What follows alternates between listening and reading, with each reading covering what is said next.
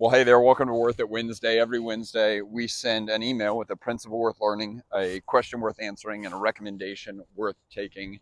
Today's principle is that contentment is countercultural.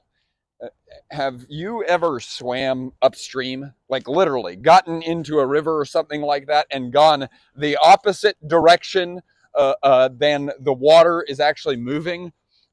Well, I've done this, and it's really hard. Like it is not easy, right? And you're constantly being pushed against. It makes you really tired. It can be incredibly exhausting, and it takes way more work to get anywhere. And you often find yourself just saying it would be so much easier to just go with the flow. That is a picture of contentment in today's culture, because we do not live in a culture that is based on this idea of contentment, this idea that we should be grateful and present and enjoying where we are. We live in not a contentment culture, we live in a consumer culture.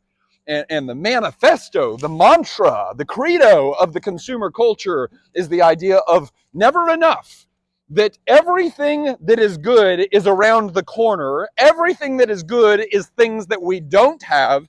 And there are things that you absolutely need that are not available to you today. And if you just work a little harder, if you just do a little bit more, if you just set bigger goals, if you just become someone that you're not, then you could maybe one day get those things. And that is at odds with contentment. So, what do you need to do? You need to understand that if you want to be a person that practices contentment, you are committing to a lifestyle that is swimming upstream. You are committing to sticking out like a sore thumb. You are committing to a rebellion against the consumer culture that you live in. And so, how do you do that? How do you practice that commitment? How do you actually engage in that way? Well, I'll tell you, it's never going to happen accidentally. It's always going to happen outrageously intentionally. So, what do you need to intentionally focus on? Focus intentionally on practicing gratitude. How often are you saying thank you? Maybe more often than, or maybe more than how often are you saying thank you? How often are you feeling thankful? Because gratitude is one of those things that can't coexist with entitlement or fear or anger. Literally, it can't. And so you will block out all these other consumer thoughts of never enough, not enough, always needing more. If you just start focusing and practicing the ability to say and feel how thankful and blessed you are where you are right now. So practice gratitude. What else do we need to do? We need to rebel and start a revolution around this idea of the destination mindset. The value is not in the destination. The value is in the process. And it's going to feel really weird because we live in a world that all we celebrate is the destination. But here's the deal. You are a person that's in process, and you never won't be that. There will never be a mountaintop where you say, I finally made it. I'm finally there. It doesn't happen. We are getting there. We are figuring it out. We are growing, but we are not grown, and we never will be grown. So what we're doing whenever we start to abandon that destination mindset is we're starting to align our expectations with our reality. Here's the other thing I want you to do.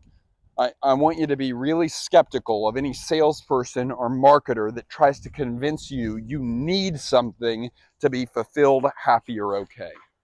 What do we actually need? Well, what do we actually have the freedom to experience? The ability to love God, the ability to love people, the ability to provide for ourselves and those that we care about, the ability to do work that we believe in, the ability to serve causes that we care about.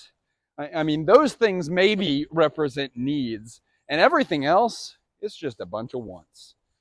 And what's so cool is the things that we actually need for most people in most places today in America. Most of us that I'm sending this email to right now, you have access to all of those needs right now, which that's a beautiful thing.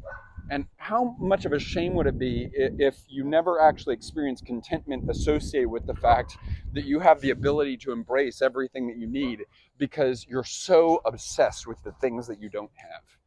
It's time to revolt against consumerism and embrace the value and power of contentment. But the thing that you and I both have to recognize is that contentment is countercultural.